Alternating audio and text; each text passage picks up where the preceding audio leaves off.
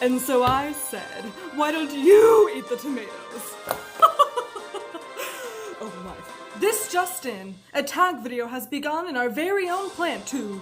First we will be hearing from Erika Schmoop, then our team will be reaching out to Ms. JuJuSucculents and Betsy Begonia to answer the hot button question of how they have grown with their houseplant collection. Riveting, absolutely riveting. Over to you, Schmoop. Thanks, Diane.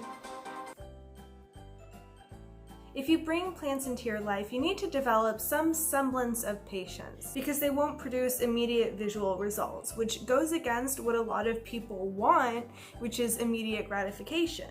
But what I've realized when having plants around me is that it kind of goes along with that phrase, which is like, life is more about the journey than it is the destination. I mean, it takes a tremendous amount of time and care and energy to get these guys to flourish and be happy and grow, especially indoors, because it's not natural for plants really to grow indoors. So what I always like to say is don't cry over spilled soil. It's the same play off of don't cry over spilled milk. Same thing, but more pertinent perhaps for me, because I don't drink milk. I drink almond milk in the first place. Second of all, I have a lot of plants.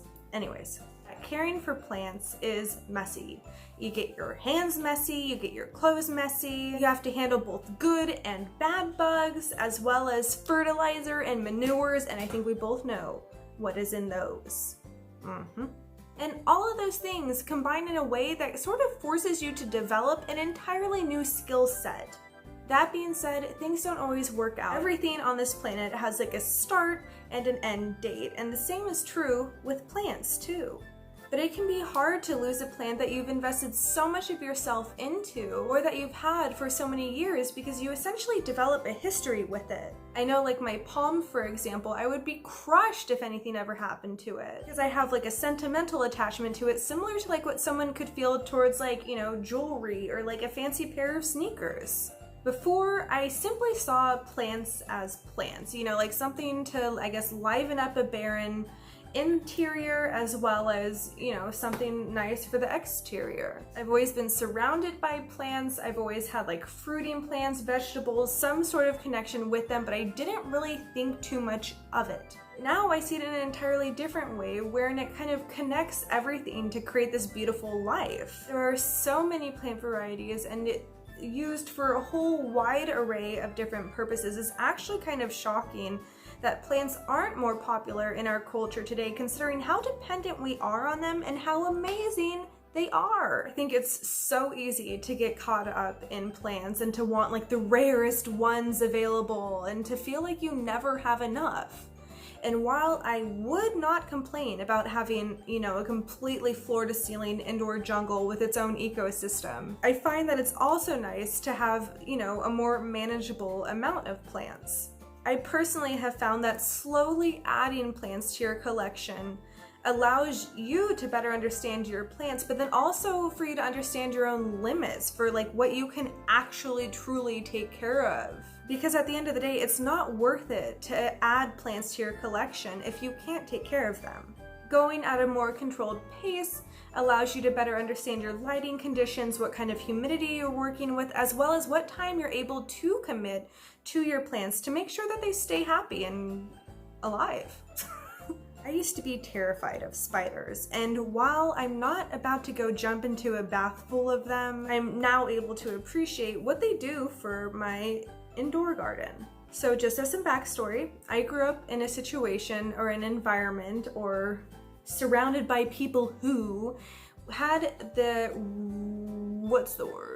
routine of seeing a bug, screaming at said bug, screaming for help to kill said bug, smushing bug with the guts on the wall, sort of like how a hunter would like mount, you know, its kill onto a wall.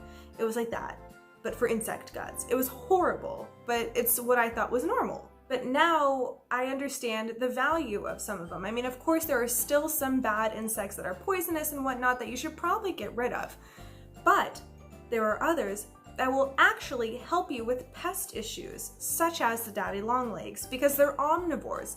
They'll eat other spiders, they'll eat pests such as aphids, even fungus, dead insects, and a lot more. I mean, it's incredibly handy. So instead of gently picking up and relocating your little critter outside, maybe let him hang out a little bit. It'll do you some favors. So those are 5 different ways that I personally have grown since introducing plants into my home environment. As I said, you know, I've been surrounded by plants for my entire life, and it's been amazing, but it's a totally different experience when you bring plants in and you have to care for them. You learn a lot of stuff. I would love to hear what you have learned. Make sure to mention them in the comments down below. We can have a nice little chat about that. But as the news anchor said, JuJuSucculents and Betsy Begonia, you guys are tagged up next, so I can't wait to learn and see how you guys have grown along your planty journey. Bye! This just in, a Schmoop is on the loose. Watch out. What do you mean the coffee maker's broken? I'll take note of that. Schmoop, Schmoop. What kind of a name is Schmoop? Schmoop, Schmoop.